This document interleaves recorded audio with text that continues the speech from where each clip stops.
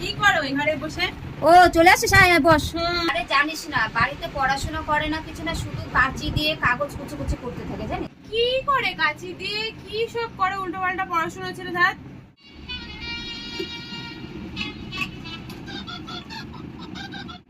তন্নি চা খা।